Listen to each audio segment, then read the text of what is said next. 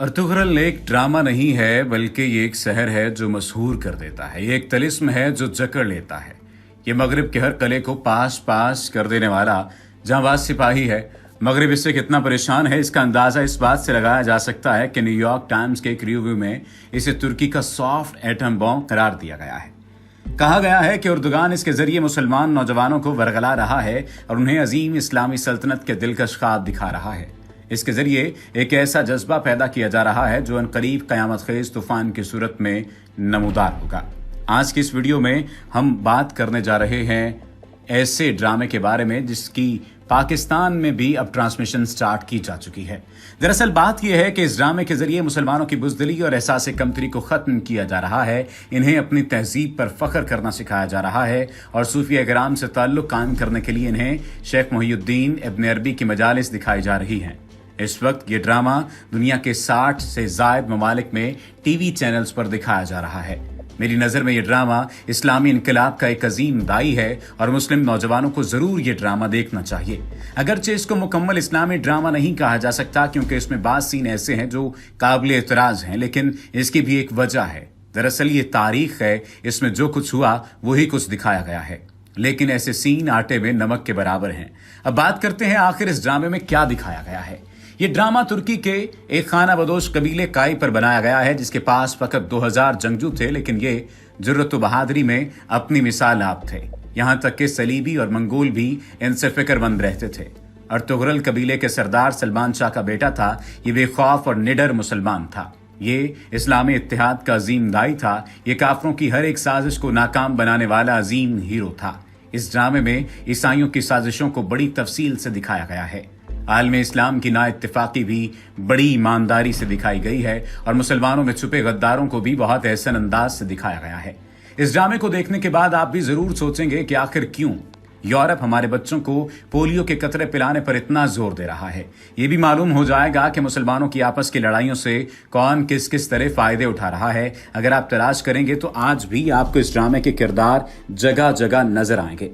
इस ड्रामे के मुतालिक किए गए प्रोपेगेंडे फैलाए गए तो इसके मुतालिक रजब तैयब अर्दगान ने फ़कत एक जुमला कहा था, जब तक शेर खुद अपनी तारीख नहीं लिखेंगे तब तक शिकारी ही हीरो बने रहेंगे।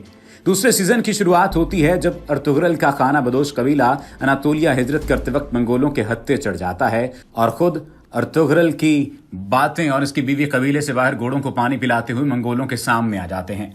अर्तुगरुल बीवी को भागने का कहता है और खुद मुकाबला करने लग जाता है, मगर मंगोल जो अपने सरदार से उसके जिंदा पकड़े जाने का हुक्म लेकर आए होते हैं उसको जिंदा ही पकड़ ले जाते हैं और यूं अर्तुगरुल को तकालीफ और अजाबों के जान गुसल सिलसिले से गुजरना पड़ता है। इस सीजन में भी पहली 10 अक़सात भरपूर हैं। इसके बाद कबायली चपलिश का एक लंबा सिलसिला शुरू हो जाता है जो 25 अक़सात तक चला जाता है। 35 से आगे फिर अर्तुगरुल कबीले से जुड़ जाता है और मंगोलों के साथ तवील तरीन झड़पों का सिलसिला शुरू हो जाता है। मंगोलों का सरबराह नोयान है जो चंगेज खान का करीबी और मोतमद साथी रहा है। अर्तुगरुल को बिलाखिर इशारा मिल जाता है कि वो अपना कबीला बाज़ंतीनी रियासत की सरहद पर ले जाए, मगर उसके भाई उसका इनकार करते हैं। ताहम अर्तुगरुल अपनी हिट का पक्का होता है, सो वो अपने इत्माद की एक जमात के साथ रवाना हो जाता है। रास्ते में वो झड़पों के एक सिलसिले के बाद बिलाखिर महफूज हो जाता है। इस सीरियल से एक मुकालमा मुलाहिजा कीजिए जिससे आप अंदाजा कर सकेंगे। आर्स अर्तुगरुल, तुमने मुझे मरने से क्यों बचाया? तुमने मेरे साथ ऐसा अच्छा सलूक क्यों किया? अर्तुगरुल निहायत पुरएतमाद अंदाज में आर्स को जवाब देता है, क्योंकि तुमने हमारे साथ हर किस्म की अदावत रखी, इसलिए मैंने तुमसे जंग की। तुम जालिम थे, इसलिए तुमसे तुम्हारे अमाल के मुताबिक सलूक हुआ, लेकिन अब तुम मुश्किल सूरत हाल में थे। जो मुश्किल में हो हम उससे नुकसान नहीं पहुंचाते। मुश्किल में कोई भी हो, चाहे वो कोई भी हो, हम उसकी मदद को आएंगे। अब तुम अपने रास्ते जा सकते हो। आरस बेचैनी के आलम में आगे बढ़ता हुआ पुकारता है, अर्तुगरुल रुको रुको, मत जाओ मत जाओ, मुझे समझ नहीं आ रही। अर्तुगरुल, मैंने तुम्हारे बेटे को अगवा किया, मैंने तुम्हारे लिए हर किस्म के जाल बिछाए और तुमने मुझे आज़ाद कर दिया, तुमने मुझे माफ़ कर दिया, तुमने मेरी जान बख्शी। इसका ताल्लुक सिर्फ वादा पूरा करने से नहीं हो सकता, यकीनन कुछ और चीज़ है। इसके पीछे कुछ आलीशान है। तुम्हें ये सब करने पर किस चीज़ ने मजबूर किया है? अर्तुगरुल जवाब दो। अर्तुगरुल 2 कदम आगे बढ़कर आरस के करीब आकर जवाब देता है, मैं तुम्हें पहले ही बता चुका हूँ आरिस, अगर मैं अपने नफ्स की सुनता तो मैं बहुत पहले तुम्हारे टुकड़े कर चुका होता, लेकिन मेरा ईमान मेरे नफ्स से ज्यादा बरतर है। میرے دین نے مجھے یہ کرنے کا حکم دیا ہے، یہ میں نے اپنی نفس کی خواہش سے نہیں بلکہ اپنے دین کے فرمان پر کیا۔ حارث نے کہا کہ اس صورت میں چونکہ یہ تمہارے دین کا دستور ہے، پھر تمہارا دین ہی سچا دین ہے، اور اگر تم اپنے غصے اور جذبات پر نہیں چلتے بلکہ تم اسی طرح پیش آتے ہو جیسے تمہارا دین طلب کرتا ہے، پھر تمہاری مخالفت کی کوئی وجہ نہیں۔ ارطغرل نے کہا کہ تم وہ آدمی ہو جس کی پیروی کی جائے، براہ مہربانی مجھے بتائیں آپ کے دین میں آنے کے لیے مجھے کیا کرنا ہوگا۔ ارطغرل حیرانی کے عالم میں حارث کو مخاطب کرتا ہے، کیا واقعی حارث ایسے فیصلے لمحوں میں نہیں کیے جاتے؟ حارث نے کہا، تمہارے اندر جو عظیم کردار میں نے دیکھا، میں نے اپنے قریب ترین دوستوں میں بھی نہیں دیکھا۔ میرے پاس کھونے کے لیے کچھ بھی نہیں ہے، شاید خدا نے مجھے آخری موقع دینے کے لیے مجھے تمہاری دوستی اور تمہارا دین بھیجا ہوا ہے۔ میں یہ موقع گنوانا نہیں چاہتا، برائے مہربانی مجھے بتاؤ مجھے تمہارے دین میں شامل ہونے کے لیے کیا کرنا ہوگا۔ ارطغرل نے کہا، اپنے گھٹنوں پر آ جاؤ۔ حارث اور ارطغرل اس کے قریب گھٹنوں کے بل بیٹھے، اس سے مخاطب ہو کر کہتا ہے، تو پھر جو میں کہوں وہ دہراؤ، اشہد اللہ الہ الا اللہ واشہد ان محمدًا عبدہ ورسولہ۔ تیسرا سیزن تب شروع ہوتا ہے جب ارطغرل اور اس کا قبیلہ اپنے مقام پر پہنچ کر 2-3 سال گزار چکا ہوتا ہے۔ وہ سخت تنگی اور اسرت کا شکار ہوتا ہے، مگر ارطغرل اور اس کے جانباز آہستہ آہستہ ہانلی بازار پر قبضہ کر لیتے ہیں۔ یوں ان کی معاشی حالت تو مضبوط ہو جاتی ہے، مگر ایک بار پھر اس کے عیسائی حریفوں اور حلیف قبیلے کی غداری کے مسائل چھڑ جاتے ہیں۔ یہ سیزن بڑی جھڑپوں کا ایک شاہکار ہے۔ پہلے 2 سیزنز میں چند مواقع چھوڑ کر باقی جگہوں پر ارطغرل کے اپنے 3 جانباز ہی ساتھ ہوتے ہیں، لیکن اب جب ارطغرل قبیلے کا سردار بن چکا ہے تو بہت سے نئے قابل جنگجو بھی سامنے آ جاتے ہیں۔ تاہم ارطغرل کی اپنے جانبازوں کے ساتھ مل کر جو لڑائی کا ایک خاص انداز ہوتا تھا کہ ایدر اللہ، الہ اللہ اور حق اللہ کے نعروں میں جب وہ میدان میں کودتے ہیں تو بیمار جسم میں بھی بجلی پیدا ہو جاتی ہے۔ وہ منظر واقعی بے مثال ہوتا ہے۔ ارطغرل کے 3 خصوصی جانباز ہوتے ہیں، ان میں سے ایک کلہاڑی استعمال کرتا ہے، دوسرا دونوں ہاتھوں میں تلوار اور تیسرا ڈھال اور تلوار، جبکہ ارطغرل بائیں ہاتھ سے تلوار اور دائیں ہاتھ میں ساتھ ہی خنجر استعمال کرتا ہے۔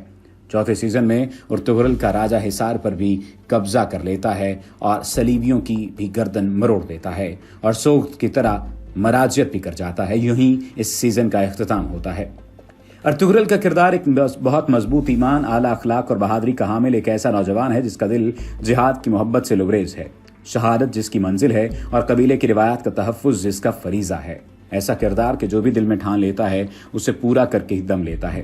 اس کی بیوی حلیمہ کا کردار بھی ایک بہت مثبت اور مثالی کردار ہے، محبت، حلم اور بربادی کا شاہکار جو ہماری ماؤں بہنوں کو ایک بہترین رستہ دکھا سکتا ہے۔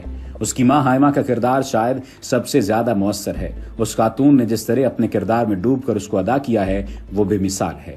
اگر بات اداکاری کی ہو تو صرف مثبت ہی نہیں، منفی کرداروں نے بھی بہت اچھی پرفارمنس دے کر اس سیریز کو زندہ جاوید بنا دیا ہے۔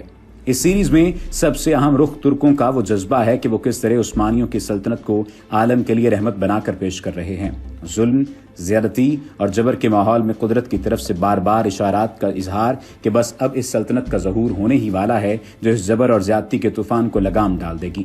اس کے لیے انہوں نے ابن عربی اندلسی کے نام سے کتب کا کردار تخلیق کیا ہے جو تکوینی امور اور اشارات کی وجہ سے ارطغرل کے ہر مشکل میں روحانی طور پر مددگار رہتا ہے اور تنگی کے وقت میں اس کے کام آتا ہے۔ ترک اسلام اور جہاد کو قومی عصبیت کے ساتھ ملا کر بحالی عروج کا جو خواب دیکھ رہے ہیں، دراصل ارطغرل اس کا ایک مجسم ثبوت ہے۔ یہ ان کے ماضی سے زیادہ ان کے مستقبل کا پروگرام لگتا ہے۔ اللہ ان کے نیک ارادوں میں ان کو کامیابی نصیب فرمائے۔ اللہ کریم ان کے کرداروں کو اس بہترین کام کی وجہ سے دنیا میں کامل ہدایت اور آخرت میں اپنا خصوصی قرب نصیب فرمائے۔ میں تو ان کے لیے بہت ساری دعائیں کرتا ہوں۔ آج اگر اسکرین سے امت کو بچانا ممکن نہیں تو کم از کم امت کو اچھی چیز تو دی جا سکتی ہے۔ المختصر جس نے نسیم حجازی کے ناول اور التمش کی داستان ایمان فروشوں کی نہ پڑھی ہو تو یہ سیریز ہر 2 عنوانات کی طرف سے کافی شافی بن سکتی ہے۔ اگر چہرے کے پردے کو اختلاف علماء کی وجہ سے اجازت دی جائے اور چند عیسائی لڑکیوں کی طرف نہ دیکھا جائے جن کے سر کے بال نظر آتے ہیں تو پوری سیریز میں شرعی بنیادوں پر ایک ہی چیز قابل اشکال ٹھہرتی ہے اور وہ ہے کرداروں کا واپسی کے بعد اپنی نام نہاد بیویوں سے معانقہ کرنا۔ بہرحال یہ ترکوں کی طرف سے ایک ایسے دور میں جب جہاد کا نام لینا ہی دہشت گردی قرار دیا جاتا ہے بہت بڑا اقدام ہے۔ اللہ کریم ان کی مدد فرمائے۔ اور ٹائم مشین کے بارے میں آپ لوگوں نے سنا ہوگا جس کا تصور آئنسٹائن نے پیش کیا تھا، اس پر کافی ریسرچ ہوئی اور ہنوز جاری ہے۔ اس کا مقصد یہ تھا کہ انسان ماضی میں جا سکے اور مستقبل بھی دیکھ سکے، جو ایک طرح سے ناممکن ہے۔ پوسٹ کا مطلب یہ ہے کہ اس ٹائم مشین کو بنانے میں ترکی کافی حد تک ارطغرل ڈرامے کی صورت میں کامیاب ہوئے ہیں۔ اس سیریز نے ہمیں ایک حقیقی ٹائم مشین کی طرح 1200 صدی عیسوی کی سیر کرائی ہے۔ ہم نے دیکھا کہ 800 سال پہلے مسلمان زندگی کیسے گزارتے تھے، ہم نے دیکھا کہ قبائل کس طرح روایات کی قدر کرتے تھے، ہم نے دیکھا کہ اس وقت خیموں کی کتنی عجیب فضا تھی، ہم نے مجاہد دیکھے، ہم نے شہداء دیکھے، ہم نے ارطغرل دیکھا، ترگت، بامسی اور روشان دیکھے جو ہم نے سنا بھی نہیں تھا، اس سے آشنا ہوئے، ہم نے پیار اور وفا دیکھا، ہم نے ہائمہ انا اور سلیمان شاہ کا رول دیکھے، کس طرح انصاف اور بچوں کی پرورش کی، ہم نے اس زمانے کی شادیاں اور دعوتیں دیکھی، ہم نے چنگیز خان کے ظلم دیکھے جو اب تک صرف سنتے آ رہے تھے، ہم نے ہلاکو خان اور برقع خان دیکھے، ہم نے ابن العربی اور سفید داڑھی والے دیکھے، ہم نے مسلمانوں کے جنگی مہارتیں، جال بچھانا اور جال توڑنا دیکھے، اور ہم نے خطوط کے ذریعے پیغامات بھیجنا دیکھا۔ ہم نے وہ زمانہ دیکھ لیا جس زمانے میں موبائل فون اور دیگر نئی ٹیکنالوجی نہیں تھی۔ ہم نے سرداروں کا زمانہ دیکھا، ہم نے سلطان دیکھے۔ یہ ہوتی ہے اصل ٹائم مشین جو چند ہی ساعتوں میں تابناک ماضی کی سیر کرائے اور پھر واپس لا کر اس پر سوچنے پر مجبور کرے۔ ڈرامے کے اختتام پر ایسا محسوس کیا کہ محمد بوزداغ نے بہت جلد ہمیں 20ویں صدی سے 12ویں صدی میں منتقل کیا اور اس تابناک ماضی کی سیر کرا کر واپس 20ویں صدی میں لا کر چھوڑ دیا۔ اللہ ارطغرل غازی پر رتبہ بلند فرمائے اور ان پر ہزاروں رحمتیں ہوں۔